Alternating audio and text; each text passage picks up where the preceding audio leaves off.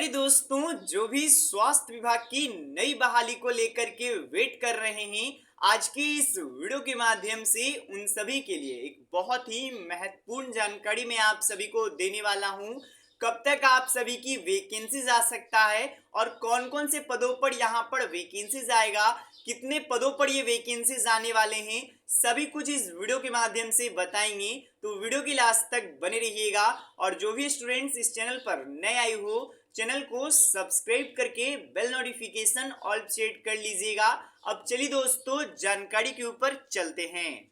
तो सबसे पहले तो मैं आप लोग को अपडेट दे देना चाहता हूं कि वैकेंसीज कौन कौन से पदों पर आनी है, और भी यहां पर फिर आपको अपडेट दूंगा कि कितने पदों पर आनी है, और कुछ मैं ऑफिशियली न्यूज बताने वाला हूं जो कि आप सभी के लिए बहुत ही बढ़िया गुड न्यूज होने वाला है। तो ध्यान से सभी अपडेट्स को समझते चलिएगा। सबसे पहले जीएनएम की वैकेंसी इस वर्ष आनी है और ये वैकेंसी परमानेंट आएगा, ये भी एकदम बात एकदम सुनिश्चित है। साथ में एएनएम की भी वैकेंसीज और आने वाली है, ये भी आप अपडेट समझ लीजिए। हो सकता है संविदा के आधार पे भी ये वैकेंसी आ सकती है या फिर परमानेंट भी आ सकती है। फार्मासिस्ट की भी वैकेंसी यहाँ पर आपको देखने को मिलेगा, और उम्मीद ये भी है दोस्तों कि ड्रेसर की भी वैकेंसी लाई जाए। देखिए, सरकार का अभी तक ड्रेसर की रिगार्डिंग में अपडेट तो नहीं आया है, लेकिन उम्मीद जरूर लगाया जा रहा है कि ड्रेसर की भी वैकेंसीज आएंगी। एक्सरे, ओटी, ईसीजी और भी जो भी पैरामेडिकल के पद हैं, वो आप सभी को इस वर्ष वैकेंसी देखने को मिलेगा। और ये जो सभी वैकेंसीज मैं बता रहा हूं, सभी के सभी वैकेंसीज आपको बीटीएससी के माध्यम से देखने को मिलने वाला है दोस्तों। तो अब शुरुआत करते हैं कि वैकेंसीज कब तक आ सकता है और कितने पदों पर आ सकता है। शुरुआती जानकारी जीएनएम के लिए है, इंपॉर्टेंट है, ध्यान से समझिएगा सभी जीएनएम के स्टूडेंट्स। यहाँ पर एक तस्वीर देख सकते हो जो कि लेटेस्ट तस्वीर है, जहां पर की स्वास्थ्य मंत्री मंगल पांडे जी हैं। नीचे पर आपको पढ़ने को मिल जाएगा GNM nursing association of Bihar के अध्यक्ष सत्यम कुमार और उपाध्यक्ष रोशन पांडे जी आज मंगल पांडे, आज का मतलब कुछ दिन पहले का अपडेट है, मंगल पांडे जी के आवास पर जाकर के उन्हें स्वास्थ्य मंत्री बनने की बधाई दी, साथ में ढेर सारी शुभकामनाएं भी दी गई है।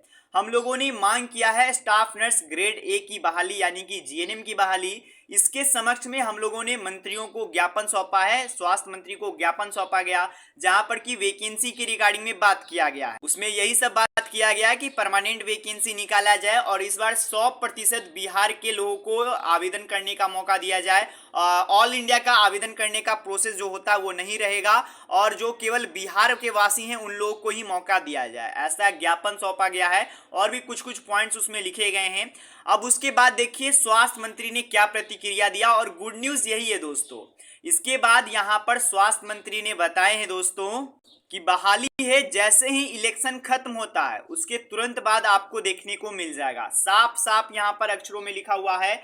सबसे पहले तो उन्होंने एक अच्छे तरीके से सभी लोगों से मिले हैं, उसके बाद यहाँ पर बहुत ही सरल भाषा में बताया है कि बहाली इलेक्शन के तुरंत बाद आपको देखने को मिल जाएगा। आप सभी लोगों का काम कर रहा हूँ, मेरा मेन फोकस है कि बिहार स्वास्थ्य विभाग, यानी कि देखिए कृषि विभाग भी दिया गया है, स्वास्थ्य विभाग भी दिया गया है, तो मेन इनका फोकस है स्वास्थ्य विभाग और उस पर काम किया जा रहा है। तो यहाँ पर तो जीएनएम के लिए अपडेट आ गया, स्वास्थ्य मंत्री ने खुद बता दिए कि इलेक्शन के बाद तुरंत आप लोग की बहाली किया जाएगा। और यही बीच में आपको बताना चाहता हूँ फार्मासिस्ट के कैंडिडेट्स के लिए भी, इनको भी यही अपडेट मिला है कि फार्मासिस्ट की बहाली लोक चुनाव के बाद यहाँ पर 3 माह में पूरा करने का आदेश दिया गया है। यहाँ पर भी आप देख सकते हो, जैसे ही लोक चुनाव होता है उसके तुरंत बाद 3 महीने के अंतराल में बहाली को पूरा करने का आदेश हाई कोर्ट के माध्यम से दिया गया है दोस्तों। यानी एक बात स्पष्ट है कि स्वास्थ्य मंत्री या फिर सरकार बहाली का चांस अब देखेगी जब इलेक्शन खत्म होगा। यहां पर भी पढ़ सकते हो, ये कोई पुराना अपडेट नहीं है, लेटेस्ट अपडेट है फार्मासिस्ट कैंडिडेट्स के लिए, जहां पर की जो अध्यक्ष अरविंद कुमार जी हैं वो फार्मासिस्ट की भर्ती को लेकर के मांग कर रहे हैं कि जो योग्यधारी हैं, यानी कि जिनके पास योग्यता है, उनको उनको बहुत समय से बहाली नहीं आई है, तो यहाँ पर बहाली को स्टार्ट किया जाए, वही सब मांग किया जा रहा है। यहाँ पर आप पूरा अपडेट पढ़ सकते हो कि सदर अस्पताल, सभी अस्पतालों में फार्मासिस्ट की कमी है, दवा वितरण ठीक से नहीं हो रहा है, कहीं पर आपने सुना होगा कि नर्सेज नहीं है तो उसके कारण से गार्ड है जो सुई दे रहे हैं, कहीं पर आपने ये सुना होगा कि एएनएम दवाइयां बांट रही हैं, तो ये केवल और केवल स्वास्थ्य विभाग में कर्मचारियों की कमी के कारण से हो रहा है। और मुझे जो लग रहा है उसके अनुसार दोस्तों इलेक्शन के बाद वैकेंसी आप सभी को, सभी जो भी यहाँ पर वैकेंसीज रिक्त चल रहे हैं, चाहे वो यहाँ पर फार्मासिस्ट हो गए, चाहे वो आपका टेक्नीशियंस हो गए, चाहे वो आपका यहाँ पर जीएनएम ही क्यों ना हो गया। इसके बाद अपडेट देना चाहता हूँ, यहाँ पर एक इंपॉर्टेंट अपडेट है और लेटेस्ट अपडेट है, कोई मैं पुराना अपडेट नहीं बता रहा हूँ। यहाँ पर डेट देख लीजिए, 30 मार्च के अखबार में ये अपडेट आया था। लापरवाही किस स्तरीय पर है, जिसके माध्यम से मैं बताना चाहता हूं। और जो भी अधिकारी हो सकता है हमारे वीडियोस को देख रहे होंगे, तो आप भी देख रहे हो तो कम से कम इस वीडियो को सभी लोगों के साथ शेयर कीजिएगा, ताकि ज्यादा से ज्यादा जानकारी सरकार के पास पहुंच पाए। यहाँ पर भी आप पूरा अगर अपडेट पढ़िएगा तो आपको पता चलेगा कि कर्मचारियों की किस प्रकार से कमी है। यहाँ पर एकदम स्पष्ट में ये बताया गया है कि सदर अस्पताल में जो यहाँ पर होते हैं एक्सरे टेक्नीशियंस, उनका कमी है। अब इसी कारण से बहुत सारे दिक्कत हो रहे हैं। यहाँ पर पूरा अपडेट आप पढ़ सकते हो। जो यहाँ पर बताया गया है, ऐसे स्थिति में मरीजों को घर पहुंचाना, घर से पहुंचने में परेशानी हो जाती है। बताते हुए चले कि सदर अस्पताल में अल्ट्रासाउंड केंद्र में कोई भी टेक्नीशियन कार्यरत नहीं है। यहाँ पर आप पढ़ सकते हो, कोई भी टेक्नीशियन कार्यरत नहीं है, जिसे कि अल्ट्रासाउंड नहीं हो रहा है, एक्सरे टेक्नीशियन नहीं है, ईसीजी नहीं है, ओटी नहीं है, ड्रेसर नहीं है। और ड्रेसर का तो आप बात ही नहीं लीजिए दोस्तों, अभी बिहार में सबसे खराब हालत ड्रेसर है। जी हाँ दोस्तों, पूरे बिहार में चाहे 38 के 38 जिला गिन लीजिए, सभी में एक सदर अस्पताल होते हैं।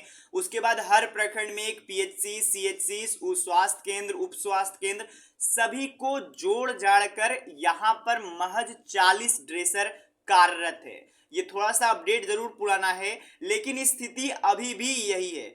कोई भी आप अस्पताल चले जाइए, कोई भी आप स्वास्थ्य केंद्र चले जाइए सरकारी, वहां पर आपको ड्रेसर नहीं देखने को मिलेगा। तो स्वास्थ्य विभाग को इस पर भी काम करना चाहिए। डिप्लोमा तो लगातार हर साल संख्या बढ़ रही है, पर जो वैकेंसीज निकाली जाती है वो वैकेंसीज निकाली नहीं जा रही है, तो इस पर भी सरकार को ध्यान देना चाहिए। बाकी उम्मीद जो मुझे है दोस्तों, वो उम्मीद है इलेक्शन के बाद वैकेंसी को लेकर के, कि इलेक्शन के बाद सभी वैकेंसी जारी किए जाएंगे। ये सब अपडेट्स बहुत पुराने हैं, 1 साल के करीबन पुराने हैं, लेकिन अपडेट सरकार को समझाने के लिए बहुत है कि स्वास्थ्य विभाग में बहाली की कमी है। जो आपने कमिटमेंट लिया था कि 1.5 लाख की बहाली निकालेंगे स्वास्थ्य विभाग में भी, शिक्षा विभाग में तो आप नौकरी निकाल रहे हो, लेकिन स्वास्थ्य विभाग में भी इसका सख्त जरूरत है। एएनएम से लेकर जीएनएम, जीएनएम से लेकर ड्रेसर, ओटी, ईसीजी, फार्मासिस्ट, सभी की वैकेंसीज की जरूरत है। और भी कई सारे पैरामेडिकल के पद हैं जो जिसे की वैकेंसी निकलना चाहिए। बाकी इस वीडियो के माध्यम से यही कुछ अपडेट्स देना था।